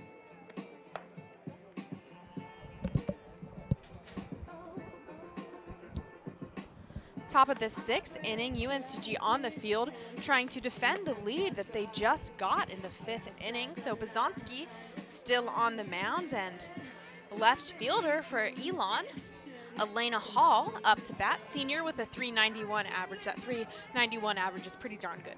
Right, and her last time up at bat, she hit a base hit up the middle. And one thing to look out for in this inning, this is Elon's 3rd time through their batting lineup. So, you know, all these batters, this is their 3rd time seeing the Boz. We'll see if Boz can, keep to the keys of the game, which were, keeping the ball down and changing speeds. We haven't seen too many off-speed pitches from the Boz. So this might be the inning to start doing it, you know, in the third time through the lineup here. So we might see a little more off-speed pitches from the Boz in this half inning. And when you don't see a pitch that you know a pitcher has in their repertoire, it's either that pitch isn't working or that they're saving it, that they're keeping something in their back pocket. And sometimes it takes a few innings to figure out which one of those two answers. And another thing we'll look for also is we'll see if the Boz can bounce back. The last half inning she was out in the circle, she was getting behind the Elon batters and throwing a lot of pitches. We saw right here she led off with a first pitch strike. So that's an improvement already. And that last pitch low and outside part of the plate to the left-handed Hall. And UNCG needs to be conscious that Hall is quick. And hard ground ball to Tori Wright, and there's no play there as Tori scoops it up and calmly tags the bag. So and easy out. That's about the best place that UNCG could have, wanted the ball. Absolutely. Right to Tori, clean ground ball, easy out. And you can see Elena Hall knows it. She doesn't sprint because she knows. I mean, Tori Wright gets it right away, and Tori Wright has some very steady hands at first base. She does a good job. There's not much that gets past her. You got to have a good glove if you're going to play first base. Sometimes you got to bail your infield out. Yes. If they throw something in the dirt or throw something high. Kara Shutt, center fielder, up to bat with a .333 average. Also a good hitter in Elon's lineup. 1 ball. 2 balls, no strikes. So Bazonsky behind the count. She's going to look to bounce back here. See if she puts something on that outside corner for this left-handed batter.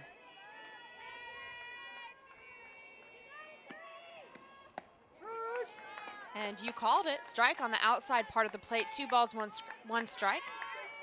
Bazonsky found her rhythm in that pitch. See if she can take it in the next pitch.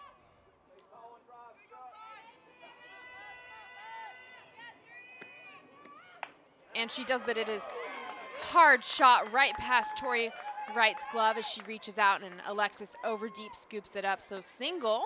Tori being a lefty on first, she was able to get her glove on that ball just a little bit. It would have been a great play if she would have snagged that line shot, because that was a hard hit shot. That was a very hard. It was a base hit all the way. Tori would have robbed the hitter out of the base hit in that situation. She would have called it. So Elon slugger, Million up to bat, center fielder. My mistake. First baseman, Carrie Million up to bat, and called timeout from Tracy Lynch, the pitching coach for the Spartans, probably up to discuss how exactly to deal with Million. Yeah, and I think this is a good call from Coach Lynch here, going out, talking to the defense. So even though Million did have 2 home runs yesterday, I think we saw her bunt for a base hit also in yesterday's game. She bunted for a base hit and hit those 2 home runs. So Coach Lynch might be reminding, I don't think they need to be reminded that she hit the 2 home runs, no. but she might need to remind them, hey, they've got a runner on first base with 1 out.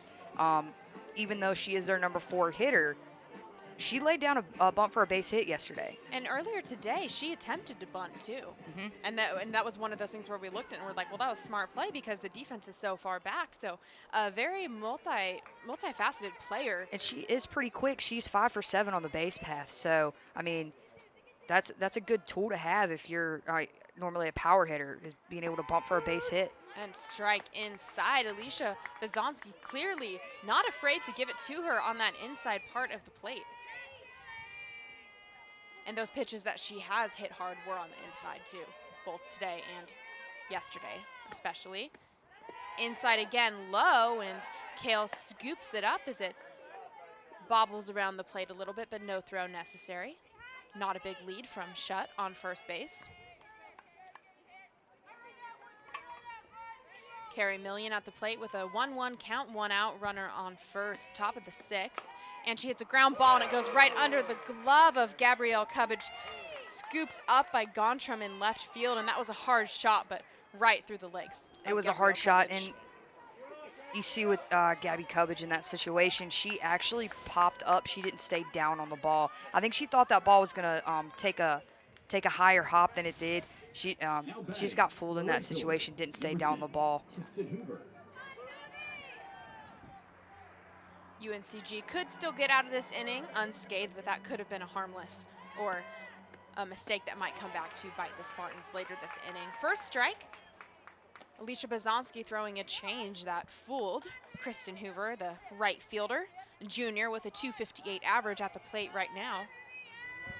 The Spartans are going to look to get this lead runner out on third if at all possible. And that ball almost looked like it hit her, but it looks like she was able to pull back that right shin just in time to get out of the way of that ball. And Becca Kale's doing a great job behind the plate today. She's being big. You know, you'll hear teammates say, "Hey, way to be big behind the plate." You know, she's got to stop everything that comes her way that is in the dirt like that, because the last thing that the Spartans want are two runners in scoring position, and your the winning run, the go-ahead run, is going to be on second base if that ball gets by Becca Kale in that situation. 2 balls, 1 strike. And choppy ground ball. Cubbage isn't quite able to grab it. McClaskey goes for the throw, and the ump calls her out in a little bit of a confusing play. Even her hand signals look like she couldn't quite decide if she wanted to call them safe or out, but close play, and here's the replay. And that was a great play by McClaskey. You'll actually see Gabby Cubbage kind of got in Rachel's way and blocked her vision of the ball. Rachel stayed on the ball, stayed with the play, threw a rocket over to Tori Wright at first base, got the runner on first. So we've got 2 outs, even though runners are in scoring position. This is a good situation for the Spartans to be in. And there's your off speed. Strike on the changeup from Bazanski, and I have to say, UNCG might have gotten a little bit lucky on that call. So up to bat is Erica Serafini, the third baseman, sophomore with a .317 average, so pretty decent hitter up to the plate right now. No balls, 2 strikes. Bazanski doing a great job of getting ahead of this good batter in a pressure situation. And the left side of the field needs to be heads up here. She grounded out to third base and grounded out to shortstop in her previous 2 at-bats.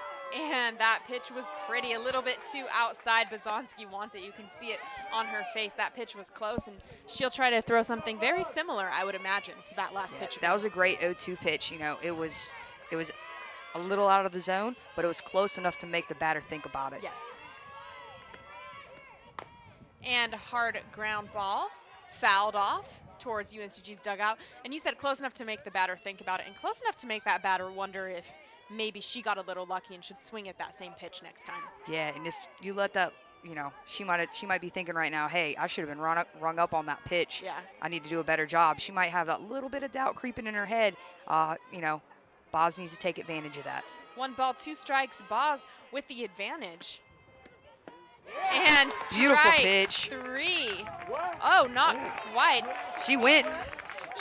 The umpire behind the plate went to call from the first base ump, who also said that she swung, so 3 outs. Great inside strikeout from Bazanski. Way to end the inning unscathed despite a few hiccups during that inning. And in that half inning, no runs on 1 hit, 1 error for the Spartans, and 2 left on base. When we get back, UNCG in the bottom of the 6th. These are the student athletes. This is where they train. These are their homes. This is where they become Rhodes Scholars and academic All-Americans. These are the athletes they've always admired. This is where champions are crowned and moments are made. This is the Southern Conference.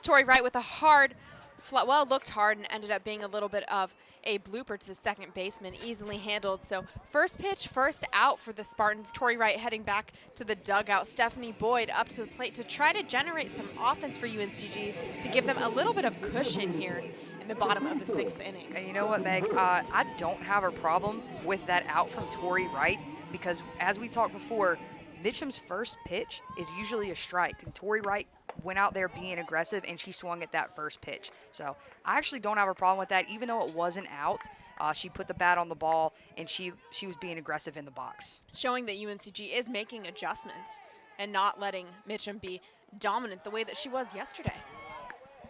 Boyd watches the first ball bounce up and around the plate.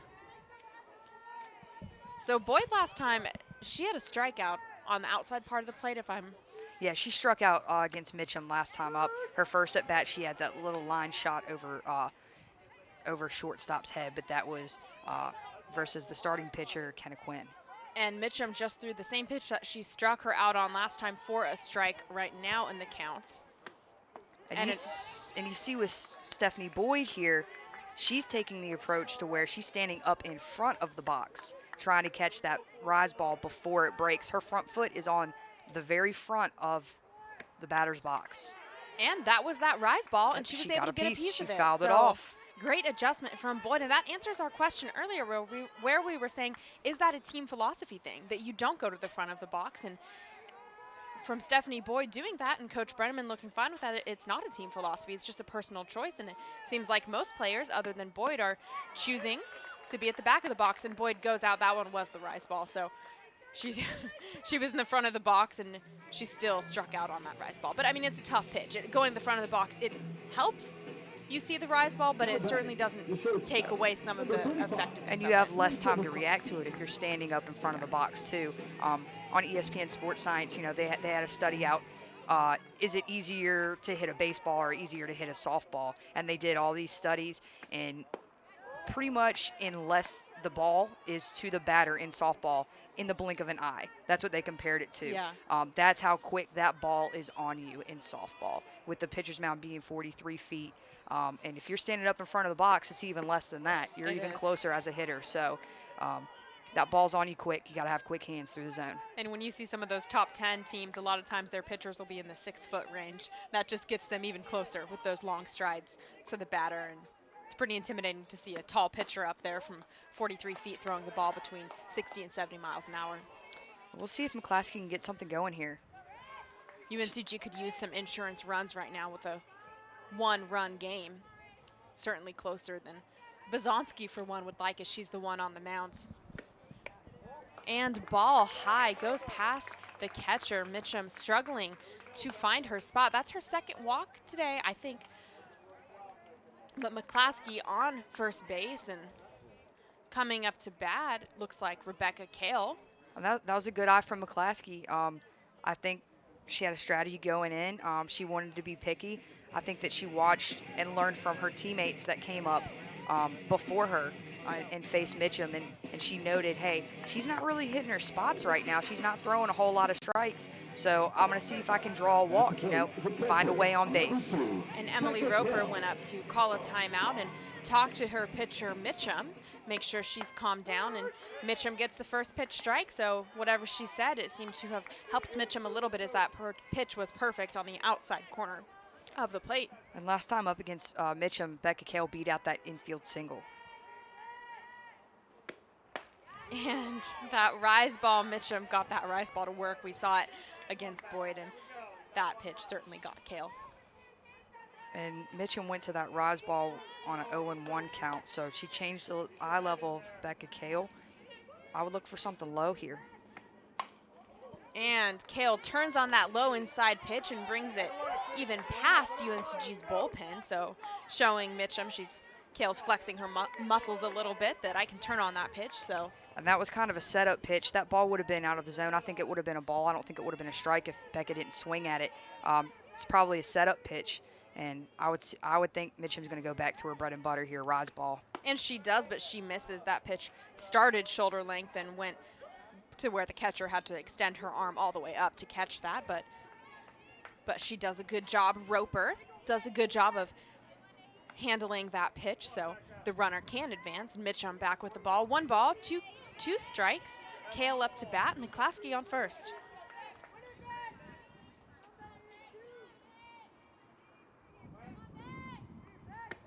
And we see that rise ball again, but she just can't quite keep it in the zone today. You know, yesterday it looked like a sweet pitch coming into the UNCG batters, and you know, I think it's a matter of like 2 or 3 inches today that she's missing by.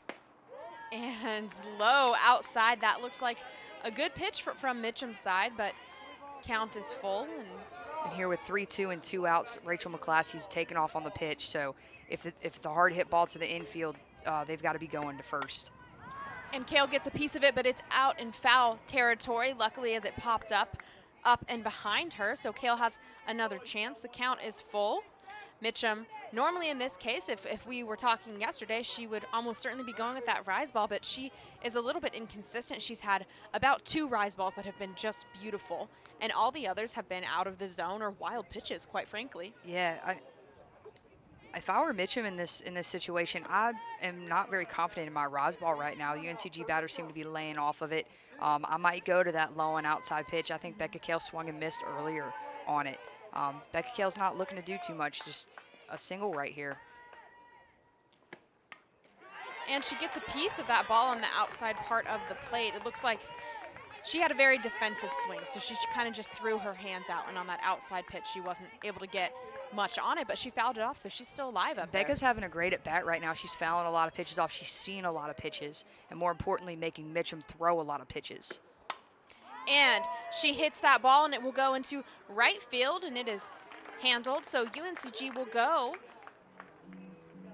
go with no runs that inning. And when we get back, 7th inning, we'll see if Elon has an answer. There were no runs, no hits, no errors. When we get back. Through 6 innings of play, UNCG. These are the student athletes. This is where they train. These are their homes. This is where they become Rhodes Scholars and academic All-Americans. These are the athletes they've always admired.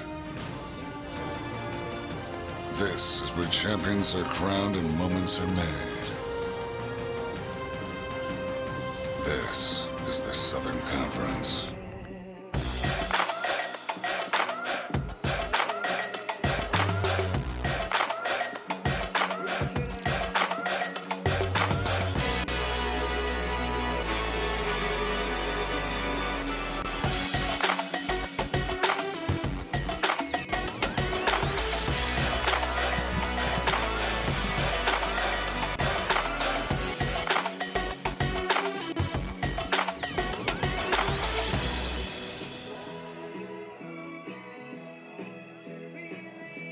UNCG on the field in the top of the 7th inning, and UNCG is just 3 outs away from taking the victory against Elon.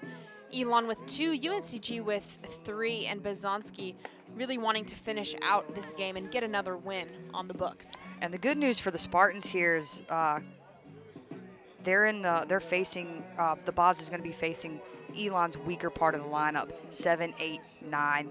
The 7 and 8 hitters in the lineup are traditionally the weaker hitters, and we see just looking at the stats for Elon that respectively, number 7 hitters hitting 143, number 8 hitters hitting 163. So Boz is going to look to get ahead of these batters and have a 1-2-3 inning. So Emily Roper, the catcher, with a wide stance up at the plate, looking to start things off for Elon, and Bazanski looking to stop things. And nice pitch inside. Called a ball. I feel like if that pitch was held onto, it might have been called for a strike. Yeah, sometimes the umpire, if it gets through the catcher's legs like that, or the catcher doesn't have it clean, the umpire seems to look at that sometimes, and it might change his mind a little bit depending on whether it was. It could have even been a strike. And a hard hit ball, and that might be gone. That's gone. She golfed that out of here. Is gone. So from the 143 hitter, Emily Roper just tied up the ball game with one swing of the bat. And that, I mean, that wasn't a bad pitch. I don't think Boz missed on that. We'll see in the replay here, it looked like she got under it a little bit and just powered it out of here, muscled it out of the park. That was a shot. So the game is now tied up, so UNCG no longer looking to protect their lead, but to keep it tied so they can come up in the 7th inning and get those go-ahead runs. Yep, and we got a brand new ball game on our hands. You know, even though the scoreboard says 3-3, essentially that's a 0-0 ball game. So that was one of those cases where that power comes from where you least expect it. So Bazanski much more relaxed with a batter in the 7 spot than with anyone else, really, and she just took it to her and brought that ball right out into center field over the fence. That was a good piece of hitting by Roper there. So strike 1, Bazanski comes back throwing hard on the outside part of the plate. The designated player, Ashton Fidrell, up to bat with a 163 average. And ball a little too low. And in her previous 2 at-bats, Fidrell has hit it to the left side of the field. Left side of the infield needs to be ready. And she fouls off. Up and behind her, so 1 ball, 2 strikes.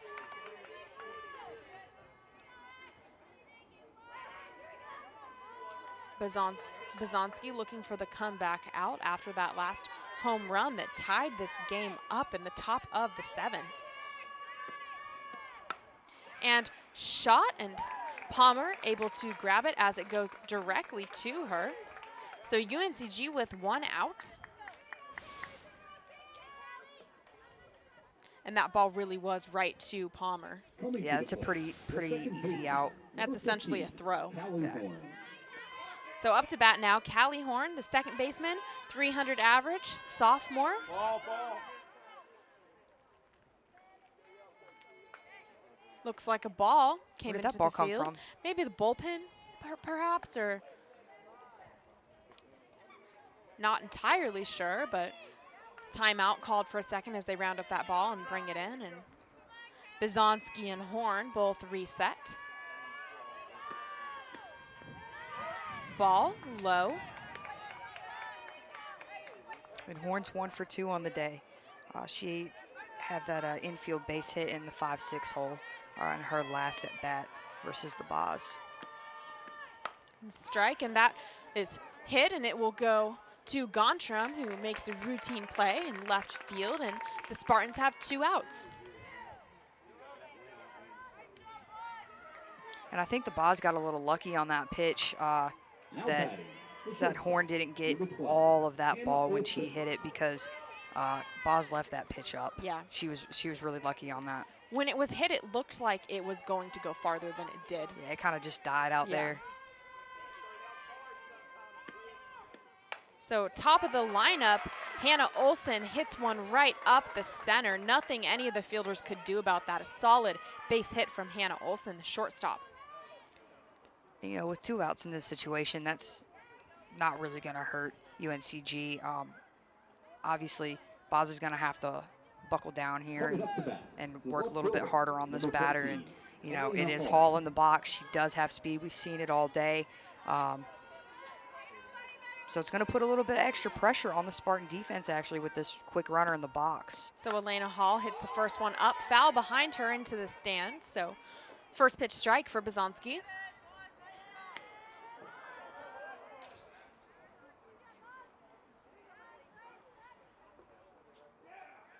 And in this situation, Boz just needs to work on the batter.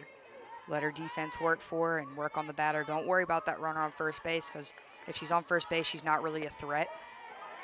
And Kale does a good job of scooping up that ball that bounced.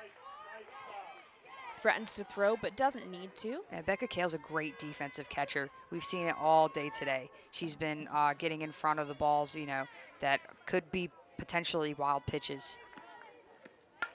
And shot almost the same spot, and Palmer dives, almost doesn't realize she has it. Her hand gets caught under her chest a little bit, and she scoops the ball up to McClaskey. And it was a close play, but not quite in time, despite a great play and a great dive from Palmer. It was a great dive and play, and you can see right here, actually, the runner's really close to Palmer. If I were Palmer, I would have just reached my glove out and seen if, you know, because grab someone's shin. Yeah, see if you can just tag her in that situation. But, I mean, that play happened so fast. You don't really think about that in the moment. We have the advantage of seeing it in real time, seeing the replay and saying, well, that would have been the best thing to do.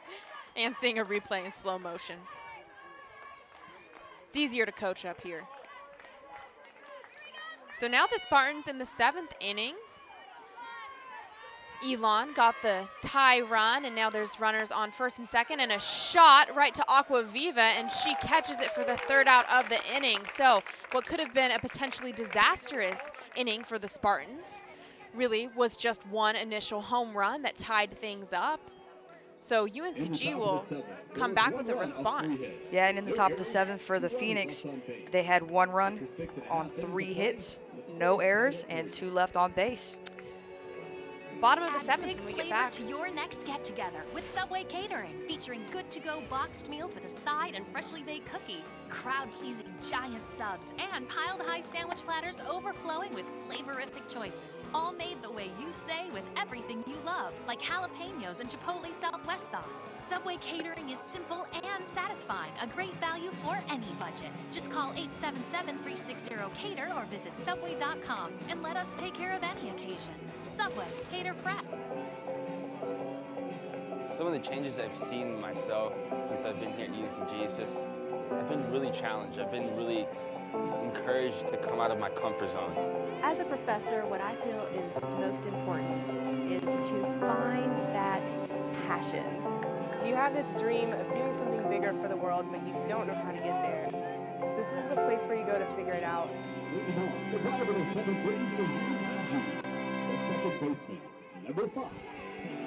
Bottom of the 7th inning, Jasmine Palmer for the Spartans up to bat, and Kelly, Jasmine Palmer has had a good day at the plate. Yeah, she's only had 1 hit, but that 1 hit was the home run in the bottom of the 1st inning, and she's had two walks. So we're going to look for the Spartans to, Jazz Palmer's going to look to get on any way she can in this situation, and we've seen from the top of the lineup. And she jacks that ball, and it could be left field or it could be gone. It is gone. Walk-off home run from Jasmine Palmer. They're going to sprint around the bases. She is pumped up. From UNCG's left fielder. So we were saying now she has 2 hits, both of them home runs and 2 walks. So Jasmine Palmer is a force to be reckoned with, and she just put another win in the UNCG Spartans books. And that was a great game by the UNCG Spartans compared to yesterday. It's a tale of 2 teams pretty much in that situation. We saw in this game that the Spartans made the adjustment. Elon brought Mitchum in. She's that rise ball pitcher. The Spartans had trouble with her yesterday. They were able to make the adjustment. So we'll see who Elon chooses to throw in the rubber match here. And UNCG with Jasmine Palmer as the hero for today's first game. And there will be a second game in just about half an hour from now, so somewhere around 4:15. So Jasmine Palmer, what a fantastic job from her, and we'll see how both teams respond from this awesome finish or close game, totally different from what we saw yesterday, in just a few minutes. We'll see if the Spartans can keep their momentum going into Game 3. We'll both be here, half an hour.